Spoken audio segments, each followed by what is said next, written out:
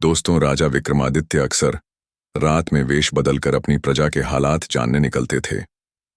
वह अपने सच्चे प्रेम से भरे दिल के साथ सड़कों पर घूमते थे। एक रात जब वह अमृत बेला में घूमते हुए शहर के चक्कर लगा रहे थे, उन्होंने देखा कि एक युवा लकड़हारा एक पेड़ पर चढ़ रहा है।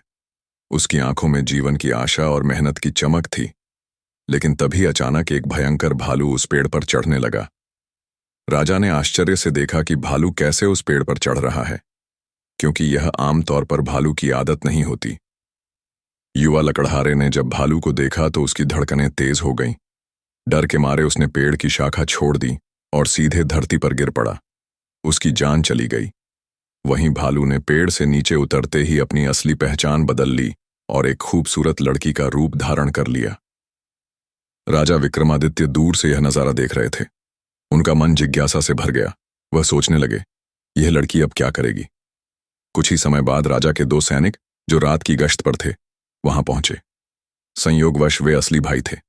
छोटे भाई की नजर जब उस खूबसूरत लड़की पर पड़ी तो उसने बड़े भाई से कहा, भाई देखो कितनी सुंदर लड़की बैठी है, मुझे तो शादी करनी है। बड़े भाई ने कहा, नहीं, जब तक मैं हूं तुम उससे शादी नहीं कर सकते।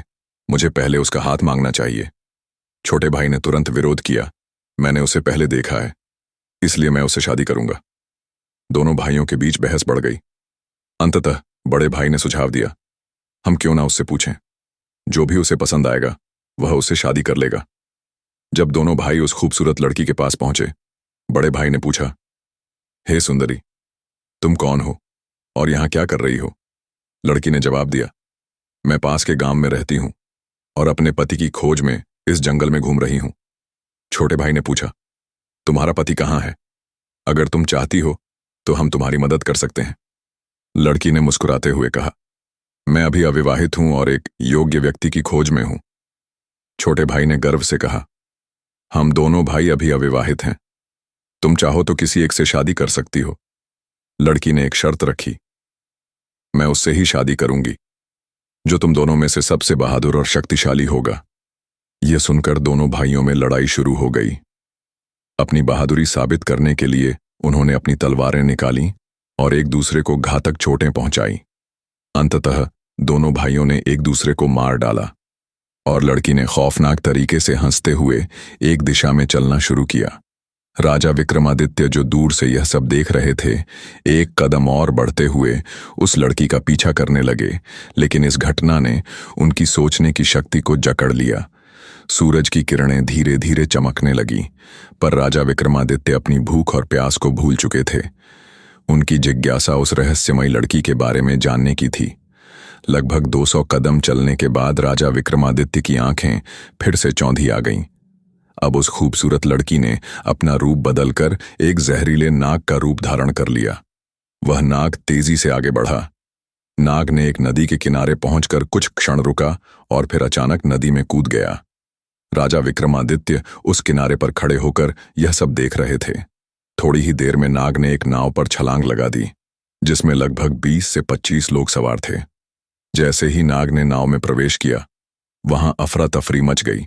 लोग अपनी जान बचाने के लिए नदी में कूद पड़े। जो तैरना जानते थे वे तैर कर किनारे तक पहुंच गए और जो नहीं जानते थे वे डूब कर मर गए। कुछ समय बाद नाग फिर से नदी से बाहर आया और नदी के किनारे चलने लगा। विक्रमादित्य ने उस नाग का पीछा करना जारी रखा।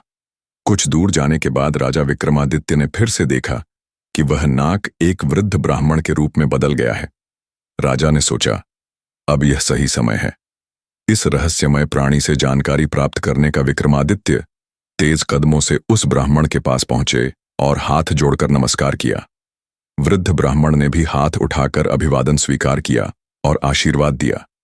राजा विक्रमादित्य ने वृद्ध ब्राह्मण से पूछा, हे ब्राह्मण देव, तुम कौन हो? ब्राह्मण ने निराशा से कहा, क्या तुम नहीं देख सकते, मैं एक ब्राह्मण हूं। राजा ने फिर से कहा, तुम झूठ बोल रहे हो, तुम ब्राह्मण नहीं हो, है ना? ब्राह्मण ने चिढ़ते हुए कहा, फिर तुम मुझे बताओ मैं कौन हूं। राजा ने कहा, तुम वह नहीं हो जो तुम दिखते हो। ब्राह्मण ने उत्तर दिया, जो भी मैं हूं तुम्हें उससे क्या मतलब। तुम अपने काम से काम रखो और अपनी राह देखो। राजा विक्रमादित्य ने दृढ़ता से कहा, मैं तुम्हें बिना सच जाने नहीं छोड़ सकता। तुम्हें सच बताना ही होगा, ब्राह्मण ने फिर कहा। मैंने तुमसे कहा ना कि मैं एक ब्राह्मण हूं। सब भूमि को मृत्यु लोक भी कहा जाता है।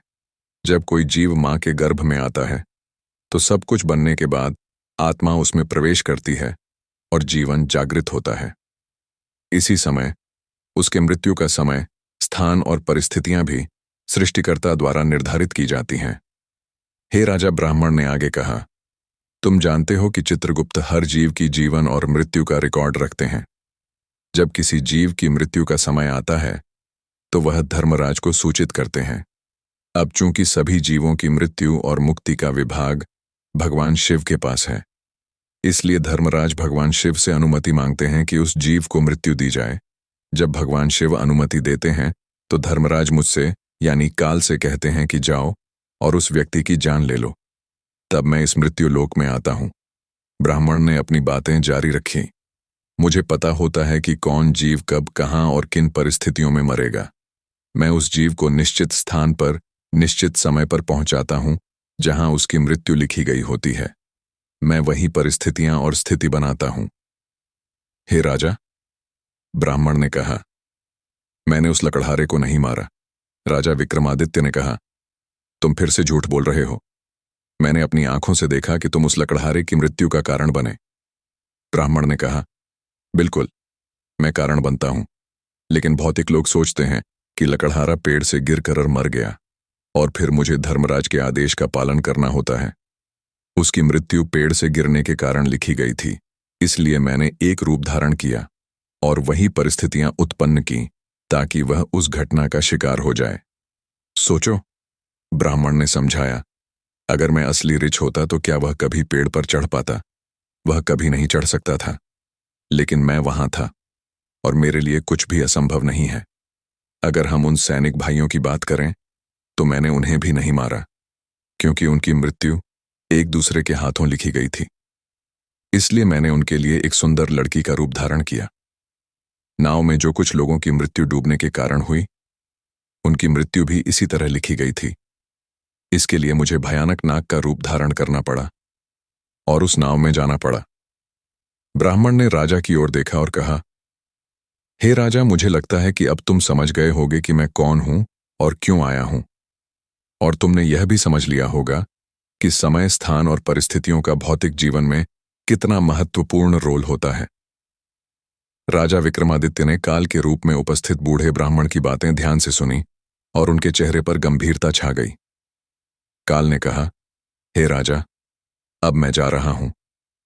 राजा विक्रमादित्य ने विनम्रता से कहा, हे कालदेव, आपने मुझे बहुत अच्छी जानकारी दी है, जिसके लिए मैं आपका धन्यवाद करता हूं। कृपया जाने से पहले मेरा एक और सवाल का जवाब दें। काल ने कहा, पूछो, जो भी पूछना है जल्दी पूछो, क्योंकि मेरे पास यहां रहने का ज्यादा समय नहीं है। राजा ने पूछा, कृपया बताएं कब और कहां और कैसे मेरी मृत्यु होगी। कालदेव ने उत्तर दिया, हे राजेंद्र, मैं तुम्हें बता सकता हूं कि तुम कहां और कैसे मरोगे, लेकिन कब मरोगे यह नहीं बता सकता। राजा विक्रमादित्य ने आश्चर्य से पूछा, हे कालदेव, मृत्यु का समय बताने में तुम्हारी क्या आपत्ति है? काल ने गंभीरता से कहा, हे राजा, अगर मैं तुम्हें समय पहले से बता दूं तो तुम इसी पल से चिंता करने लगोगे, और तुम जानते हो, चिंता चिता के समान होती है। अभी तुम्हें अपने शासन में कई शुभ कार्य करने हैं और लोगों के कल्याण के लिए महान कार्य करने हैं। राजा विक्रमादित्य ने संतोष से कहा, ठीक है, अगर समय नहीं बता सकते तो कम से कम मुझे बताएं कि मैं कहां और कैसे मारा जाऊंगा। काल ने कहा, सुनो राजन, तुम्हारी मृत्यु तुम्हारे अपने महल में सीढ़ियों से फिसल कर होगी। यह सुनकर राजा विक्रमादित्य की आंखें चौड़ी हो गईं।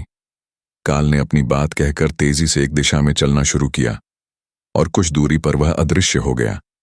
अब तक सूर्यदेव भी अस्त हो चुके थे और चारों ओर अंधेरा छा गया था। राजा विक्रमादित्य अब शारीरिक और मानसिक रूप से थक चुके थे। अपने मन में गहरी सोच के साथ उन्होंने तेज कदमों से अपने महल की ओर बढ़ना शुरू किया। दोस्तों, आज की कहानी ने हमें एक गहरे सत्य से अवगत कराया कि काल किसी का इंतजार नहीं करता। चाहे राजा विक्रमादित्य हो या हम, हर किसी के जीवन में समय और परिस्थितियों की महत्वपूर्ण भूमिका होती है। इसलिए जीवन को संजीवनी की तरह जी और हर पल का सम्मान करें। अगर आपको हमारी यह कहानी पसंद आई हो तो कृपया वीडियो को लाइक करें, अपने विचार कमेंट में शेयर करें और हमारे चैनल कहानी सुनो को सब्सक्राइब करना ना भूलें।